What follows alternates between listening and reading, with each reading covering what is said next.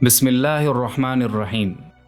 دوستو، حضرت آدم علیہ السلام جنت میں آرام اور عیش سے رہتے تھے، مگر آپ اپنے ہمشکل ساتھی کے نہ ہونے سے اداس رہتے تھے۔ اللہ تعالیٰ نے حضرت جبرائیل علیہ السلام کو حکم دیا کہ جب آدم سو جائیں تو ان کی بائیں پسلی اس طرح نکالو کہ ان کو تکلیف نہ ہو۔ جب آپ علیہ السلام سو گئے تو پسلی نکالی گئی اور اللہ تعالیٰ کی قدرت سے اس پسلی کی حضرت حوا بن گئیں۔ دوستو، اگر پسلی نکلنے میں تکلیف ہوتی تو مرد کو اپنی بیوی سے محبت نہ ہوا کرتی۔ حضرت حوا میں وہ سب عادتیں اور خوبیاں موجود تھیں کہ جو عورتوں میں ہوتی ہیں، جیسے حسن اور جمال، شرم و حیا، محبت اور الفت اور صبر و شکر وغیرہ۔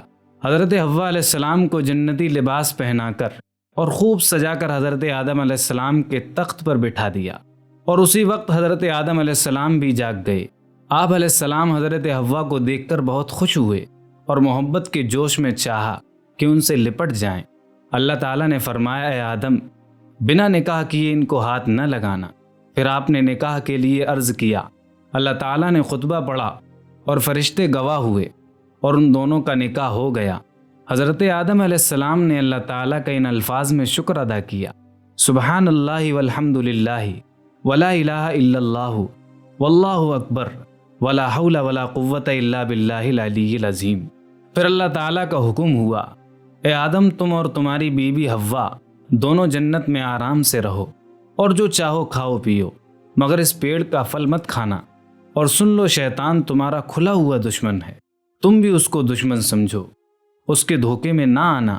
آپ علیہ السلام خوب آرام سے جنت میں رہنے لگے اور شیطان کی طرف سے بے فکر ہو گئے کہ وہ تو دنیا میں ہے اور ہم جنت میں ہیں، وہ یہاں نہیں آ سکتا۔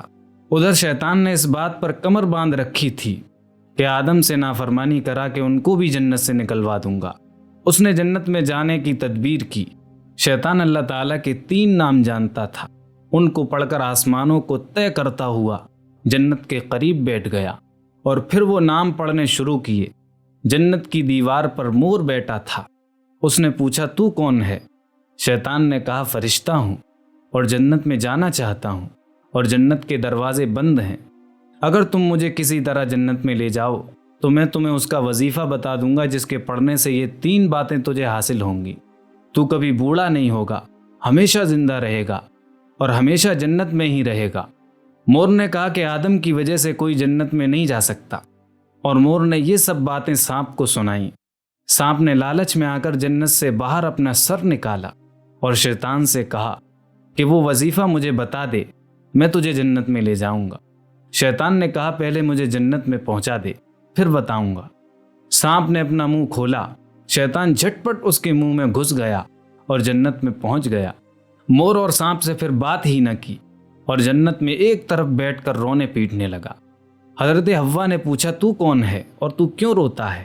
اس نے کہا کہ میں فرشتہ ہوں، تمہارے غم میں روتا ہوں، کیونکہ اللہ تعالیٰ تم دونوں کو ضرور ایک دن جنت سے نکالے گا اور پھر تم مصیبت اور تکلیف میں پڑ جاؤ گے، اس لیے اللہ تعالیٰ نے تم کو اس درخت کا پھل کھانے سے منع کر دیا ہے۔ خدا کی قسم میں تمہارا خیر خواہ ہوں، ہمدردی سے کہتا ہوں کہ اگر تم نے یہ پھل کھا لیا تو تم ہمیشہ ہمیشہ جنت میں رہو گے، کبھی نکالے نہ جاؤ گے۔ حضرت حوا کو اس کے رونے اور قسم کھانے سے یقین آ گیا کہ ایسا کون بے ایمان ہوگا جو خدا کی جھوٹی قسم کھائے۔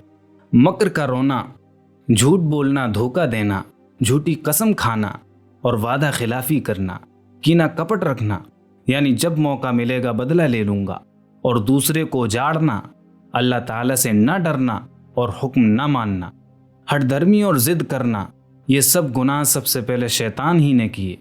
حضرت حوا شیطان کے مکر اور فریب میں آ گئیں اور درخت سے 3 پھل توڑے، ایک آپ نے کھا لیا اور 2 حضرت آدم علیہ السلام کے پاس لائیں اور کہا کہ یہ پھل میں نے کھا لیا اور یہ 2 آپ کھا لیں۔ آپ نے فرمایا کہ اللہ تعالیٰ نے تو اسے کھانے سے منع فرمایا ہے۔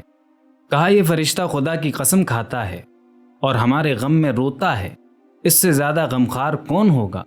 اگر آپ نہ کھائیں گے تو اس فرشتے کے کہنے کے مطابق آپ جنت میں نہیں رہیں گے، اور میں جنت میں آپ کے بغیر کیسے رہوں گی؟ ان کی باتوں میں حضرت آدم علیہ السلام بھی بھول گئے اور پھل کو منہ میں ڈالا ہی تھا، حلق سے نیچے بھی نہیں اترا تھا کہ اللہ تعالیٰ کا غضب آ گیا۔ جنت کے کپڑے اتار کر دونوں کو برہنہ کر دیا گیا۔ بدن چھپانے کے لیے اس درخت کے پاس پتے لینے جاتے، وہ درخت اونچا ہو جاتا اور جنت کی تمام چیزوں کی طرف سے کہا جاتا کہ ہم سے دور ہو جاؤ، تم اللہ تعالیٰ کی نافرمانی کر کے مجرم ہو گئے ہو، پاپ، خوف، شرم اور حیا کی وجہ سے بے چین ہو گئے۔ حضرت جبرائیل علیہ السلام نے کہا، اے آدم تم اللہ سے معافی مانگو۔ آپ نے یہ دعا مانگی، اے ہمارے رب ہم نے اپنی جانوں پر ظلم کیا، ہم معافی چاہتے ہیں، اگر تو ہم کو معاف نہ کرے گا اور رحم نہ فرمائے گا تو ہم نقصان پانے والوں میں ہو جائیں گے۔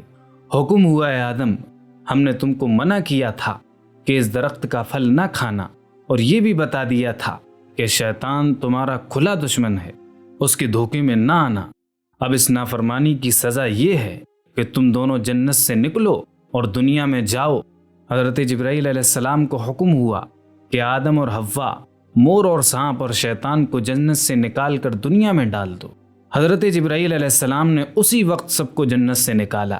حضرت آدم علیہ السلام کو سرندیپ پر، جسے آج کل لوگ شری لنکا کے نام سے جانتے ہیں، جو کہ ہندوستان کا ہی ایک ٹاپو تھا، اور حضرت حوا کو خراسان میں، اور مور کو سیستان میں، اور سانپ کو کوہرا اصفہان میں، اور شیطان کو ایک بڑے خوفناک پہاڑ میں ڈالا۔ سانپ بہت خوبصورت تھا، شیطان ظالم کی مدد کرنے اور لالچ کرنے سے بدصورت ہو گیا اور پیٹ کے بل چلتا اور ہاتھ چھانتا پھرتا ہے۔ انسان کے دشمن شیطان کو یہ سزا ملی کہ لعنت کا طوق گلے میں پڑا، اور جو لوگ اس کی تابع داری کریں گے آخرت میں سب کو دوزخ کی آگ میں جھونک دیا جائے گا۔ میرے بھائیوں اور بہنوں، ہمیں اس قصے سے یہ سبق حاصل کرنا چاہیے کہ ہمیں اللہ پاک اور اس کے رسول کی نافرمانیوں سے بچنا چاہیے اور شیطان کے مکر اور فریب میں نہیں آنا چاہیے۔ دوستو، اسی دعا کے ساتھ ہم اپنی ویڈیو کا اختتام کرتے ہیں کہ اللہ پاک ہم سب کو اپنے اور اپنے پیارے رسول کی نافرمانی سے بچائے اور شیطان مردود کے مکر اور فریب سے ہم سب کی حفاظت فرمائے۔ امید کرتے ہیں دوستو آپ کو ہماری یہ ویڈیو پسند آئی ہوگی۔ ویڈیو پسند آنے کی صورت میں اس ویڈیو کو اپنے تمام دوستوں کے ساتھ شیئر ضرور کیجیے گا۔ ملتے ہیں آپ سے پھر کسی پیاری سی ویڈیو کے ساتھ، تب تک اپنی خصوصی دعاؤں میں مجھے ضرور یاد رکھیے گا۔ السلام علیکم ورحمۃ اللہ۔